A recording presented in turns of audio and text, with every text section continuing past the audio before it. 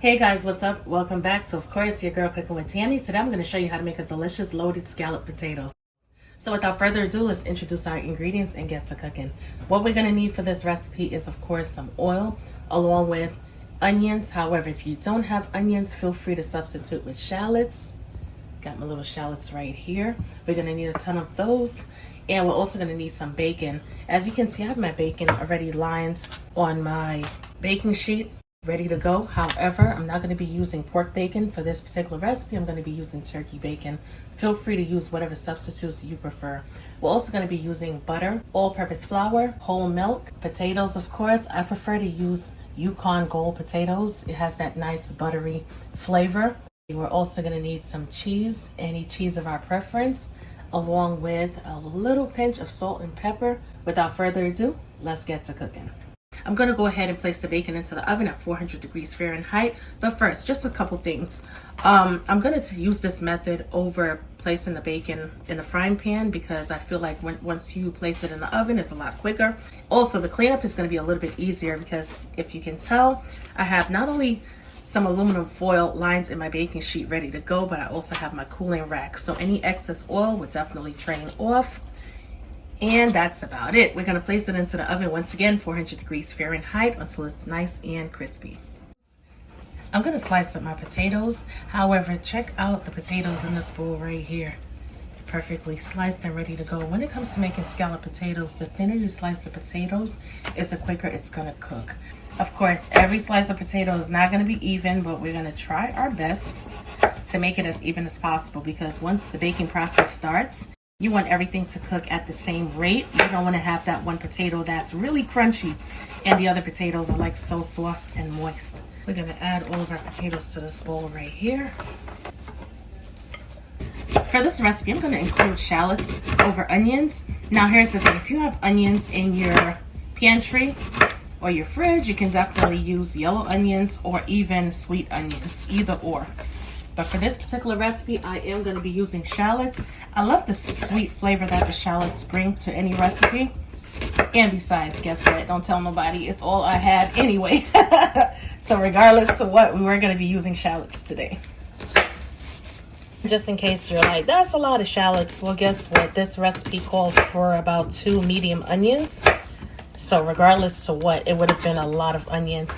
And here's the thing, if you don't like onions, maybe you could try as a substitute using shallots because they do taste slightly different, pretty flavorful.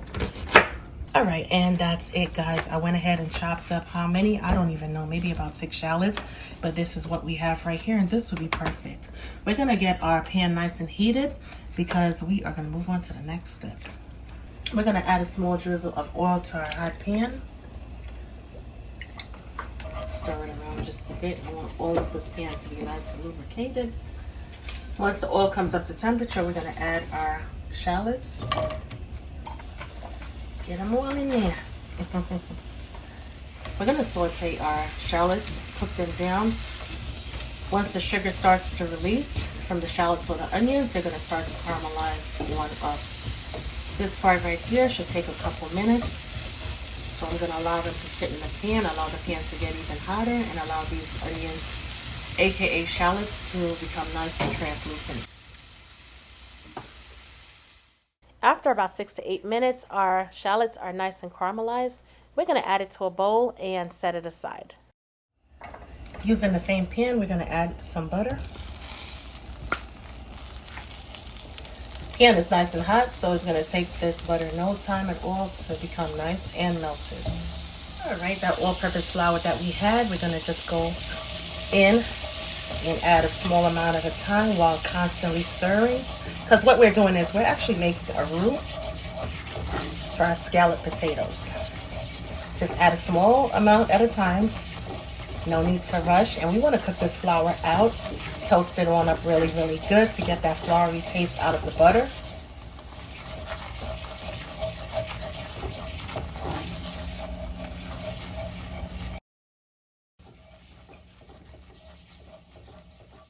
We're going to go in with our milk, slow pour, and we're going to stir it on in. I'm going to trade for a good old-fashioned whisk because a whisk It's going to break down all of the lumps and clumps. And once this mixture starts to thicken up, it's going to have a nice smooth consistency. Once the roux looks like this, as you can see, it has a slow simmer going on. It has slightly thickened up. This is definitely what we're going for. So we're going to hit it off at this point with a little bit of ground black pepper and a small pinch of salt. Stir it on in to make sure all of the seasonings are well incorporated. Just stack the bacon like this. We're just going to chop it on up because for this recipe, we need to crumble the bacon.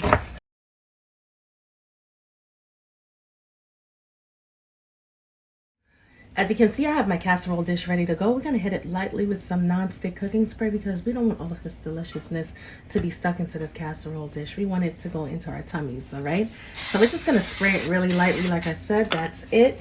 And first thing we're going to do is we're going to take some of our potatoes and just lay them flat. Even if they overlap, that's cool. Make sure to cover all surface areas. Take your time. This is not a rush. Trust me, the end result is going to be superb. You hear me? Superb. It's going to be everything.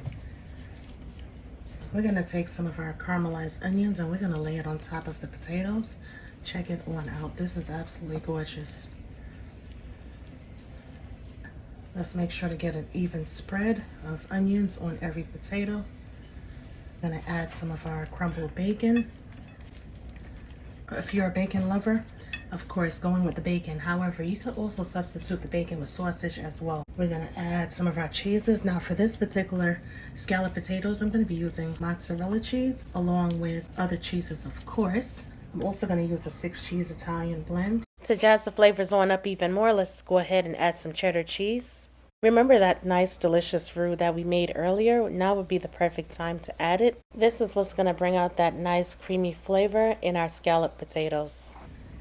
Good, perfect. Same process. We're going to add some potatoes on top. We got our second layer going, so we're going to also add some more of our delicious caramelized onions, or should I say caramelized shallots. Guys, if you haven't tried shallots, you definitely need to try out working with shallots. When I tell you, shallots are so delicious. Woo! I use onions a lot typically because it's what I have on hand. But if I had it my way, I would definitely prefer shallots over onions. Yes. Add some more bacon. 6 Italian cheese blend along with the mozzarella cheese. Cheddar cheese. I take the remaining bacon, add it to the top. Let's add the remaining roux to our loaded scalloped potatoes.